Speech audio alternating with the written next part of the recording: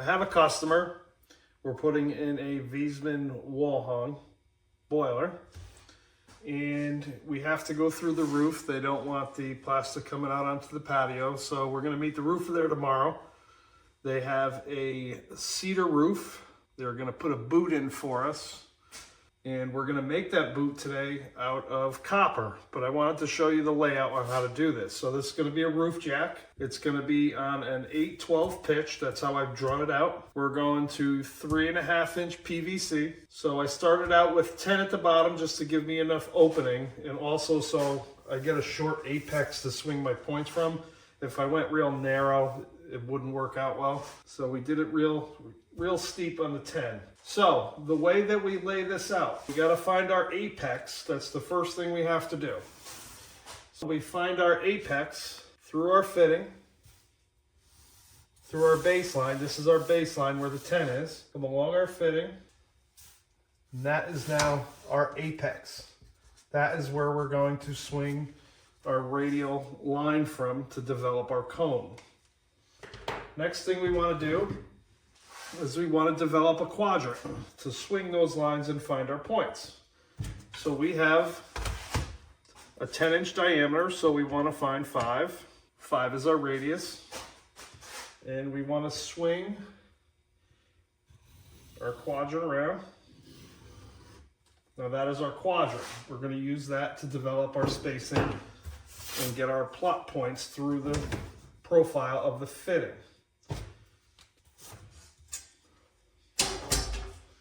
Now these red lines here are just for me to have a place to square off from. Now I'm doing this on paper because I don't want to scratch up a bunch of copper, or if I decide that we're going to do this out of lead coated, I don't want to scratch up all the lead coated and damage the surface. Sometimes it's easier to just do this on paper, or you could do it on galvanized, make pattern and hang the pattern on the wall for the next time you make one 30 years down the road. So now that we've developed that quadrant, we have to break it into 6 equal spaces. And the way we do that is we take our radius that we use to draw the circle and we break this up.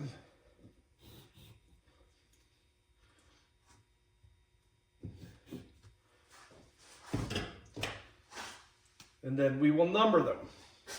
Now our seam is going to be on the back because I don't want to see it. So we'll just call this, S7, 6, 5, 4, 3, 2, and 1 will be our bottom. So now we want to bring the points up from the bottom to our baseline.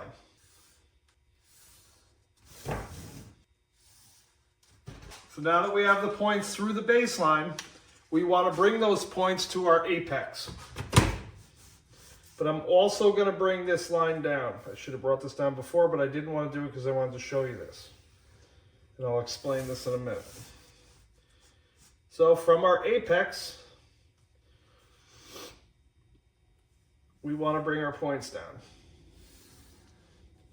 You don't need to bring them through the fitting.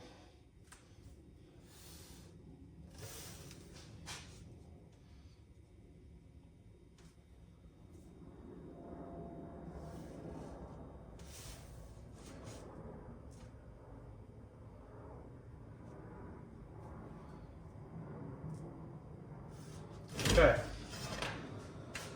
so now that we've developed those points, now we want to bring those points to our other baseline. This is our true length line. Do not let anybody ever tell you that you can take these lines from here to here and swing this fitting. You cannot. This is giving you your angle of your fitting on this line. This is not true length here. The only line that is true length is this line on the outside. So now we want to bring those points over to our true length line. I'm going to draw them over and bring them all over and show you sort of a grid. Bring them over through the angle. Then we're also going to use these points afterwards to make our plate and develop the hole in the plate using parallel line development.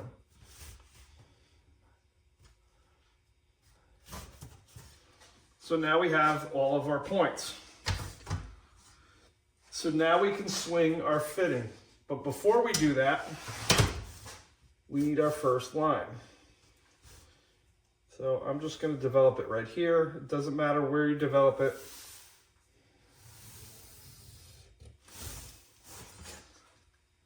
These lines here don't matter, but I'm doing in marker so you guys can see it so I can't erase them.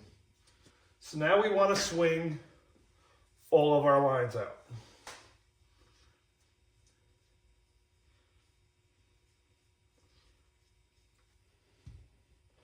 My divider was a little short, so we're going to start with the 7 line.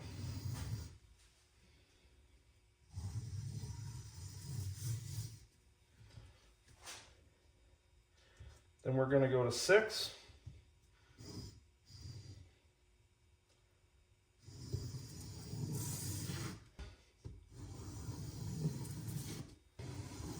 Four.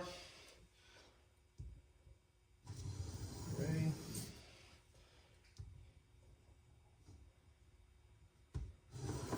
2 and 1. Now I want to just draw our top radius out.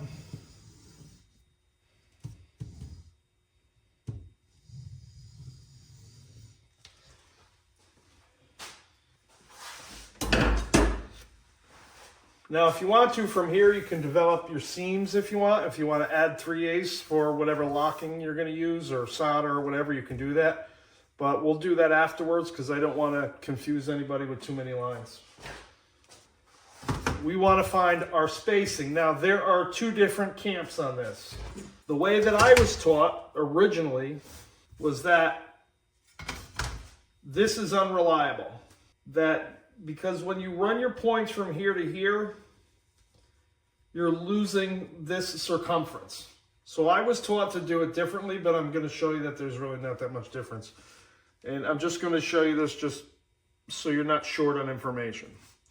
So we would take our 10-inch, and I'll show you this on this ruler because we were going over this the other day. 10-inch is about 31 3/4 on that ruler. That's what you could do with a circumference ruler. But we're going to do math today. So 10-inch times 3.14159 gives us 31.415, whatever. Then we want to divide that by 4, which gives us 7.853, which is about 7 7/8, because 7 7/8 is 7.875. So now we want to draw a line 7 7/8 here. Basically drawing another quadrant. Now we want to find equal spacing, and that looks like it's about 9. I want to find a number that I can divide into 3 because I'm looking for 3 spaces. I'm looking to develop 3 quadrants. So now if I take that and I go to 6 and 3, that develops that 9 into 3 equal spaces. And then I just square this down. And we just square this down.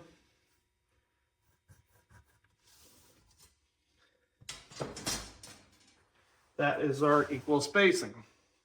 And we can come here and we can get our spacing that way. You don't have to do it this way if you don't want to. I'm just showing you an alternative method. So as you can see, this spacing is still pretty much the same. Didn't really change much. The old timers always said it did. So with that said, We're going to start on our seam line here that we drew out before, and we're going to get 12 equal spaces. 2, 3, 4, 5, 6, 7, 8, 9, 10, 11, and 12. So now we want to find our next seam line, and we'll do that from our apex again. And we'll take that right through our fitting. So now we want to plot our points. So we're going to take each one of these 12 spaces and we're going to draw them from our apex onto our pattern here.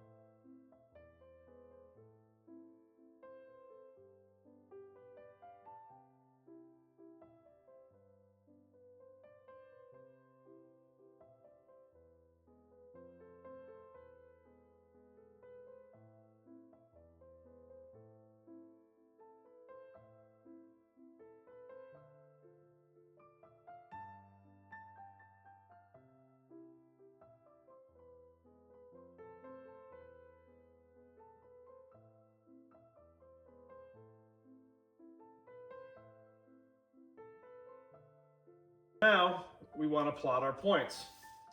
So we have 7, 6, 5, 4, 3, 2, 1, 2, 3, 4, 5, 6, and 7, which is also our seam.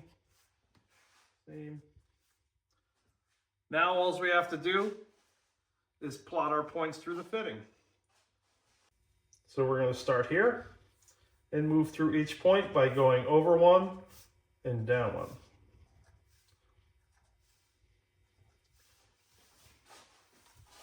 Now we're going to go over one and up one once we hit 1, which is on the farthest side.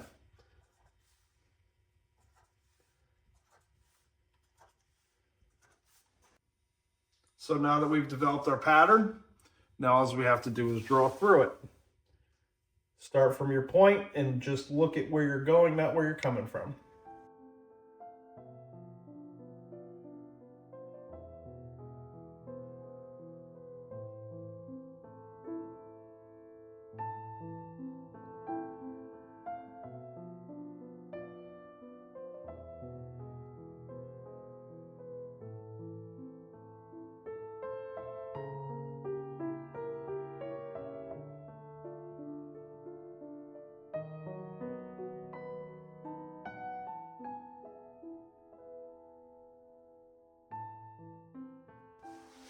So that is now your developed pattern. So now, for the top, if you wanted to put a seam on here, I usually do 3/8. Here we're probably going to be cladding this piece of PVC in copper to hide it once it comes through the top.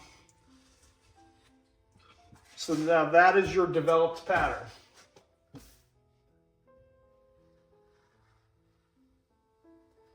You could trim this out, put it right in the metal.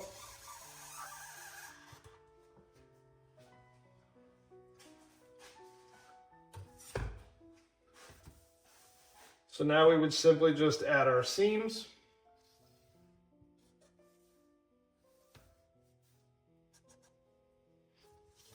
To each end.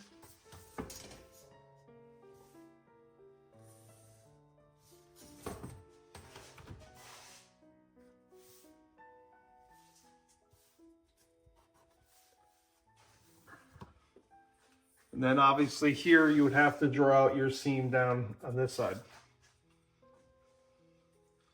So that's how to make the pattern for that fitting. And again, you could do this with a French curve if you have some drafting tools.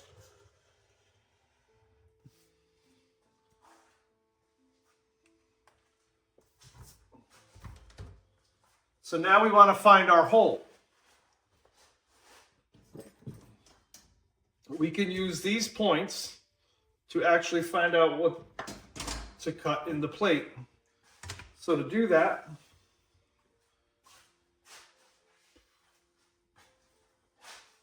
I got to develop another set of quadrants.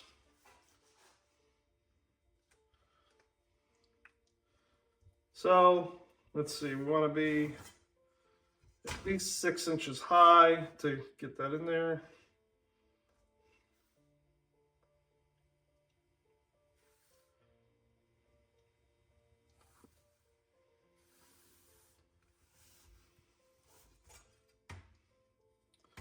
Actually, I'm going to bring this up a little higher so you guys can see it.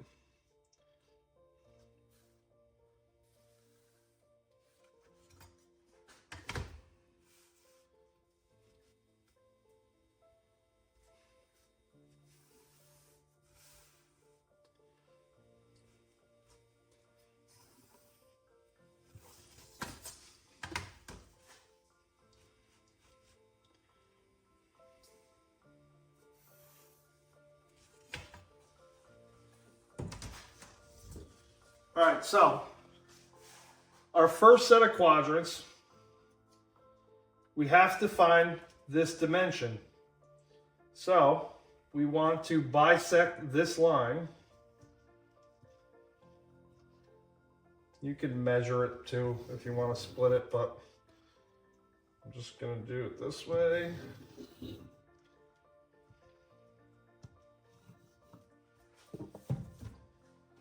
So that you guys can see it. So we bisected that line with the dividers.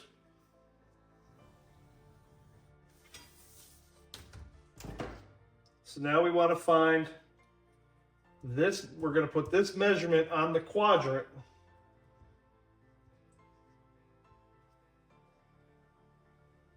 And again, we're finding the hole from here to here. We're going to take that measurement. As you can see, it lines right up with that. So we're going to develop a quadrant over here.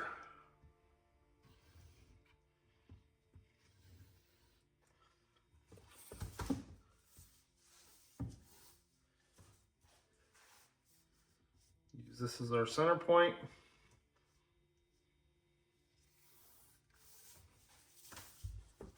And we want to break up this quadrant just like we did with the first quadrant. And find our spacing. So now that we have the spacing for that, we'll label this bottom to top, however you want to label it.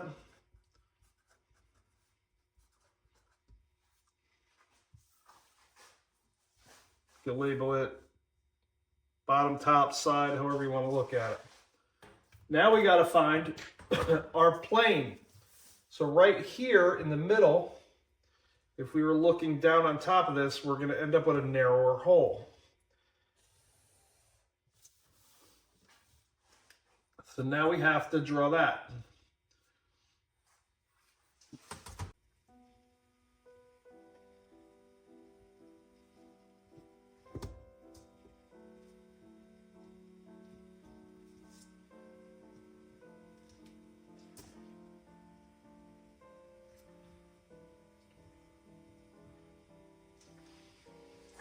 So again, now we're going to draw another quadrant here.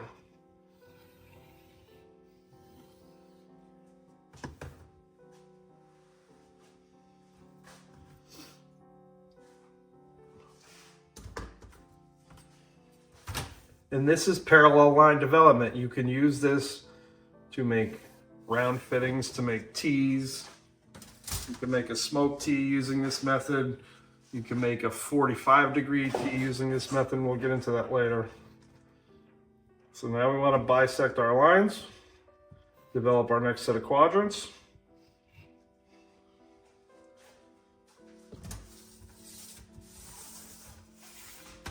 And we want to bring these marks now through. So I know that's the top of my hole. Bring these up. Bring these up.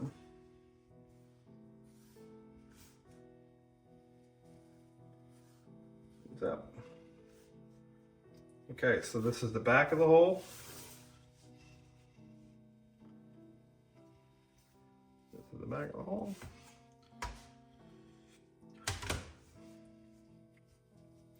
We could just draw these all the way up through just to make it easier to look at.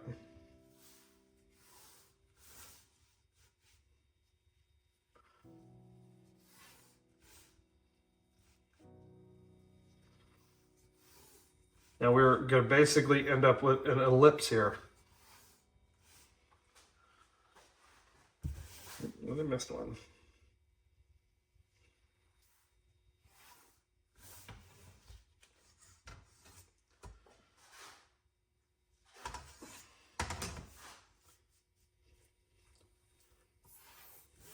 Just drawing a square line there.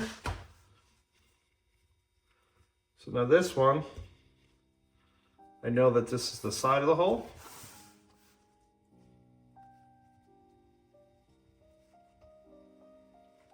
I know that this is the side of the hole. I know this is my next two.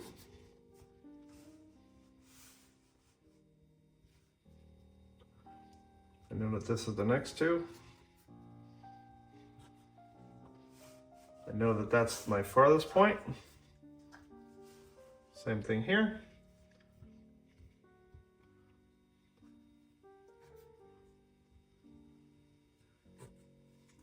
The next one.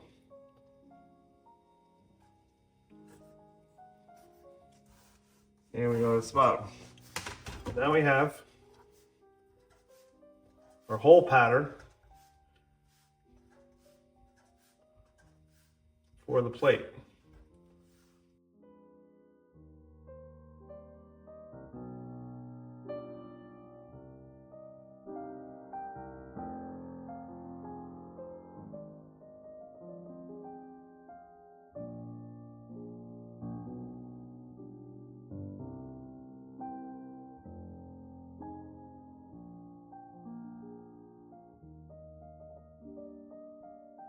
So that is our ellipse for the hole in our plate. Now, if I was going to do this, I would put a 4-inch. I'm going to add 4 inches of material onto one side of my hole for my plate.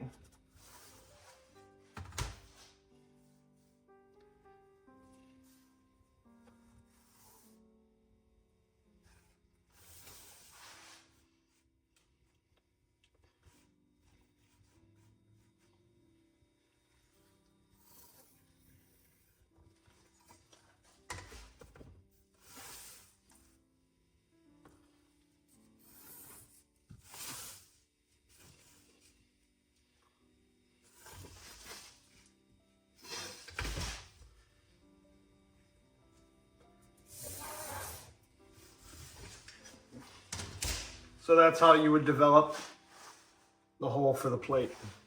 A lot of people will just take them and trace them out.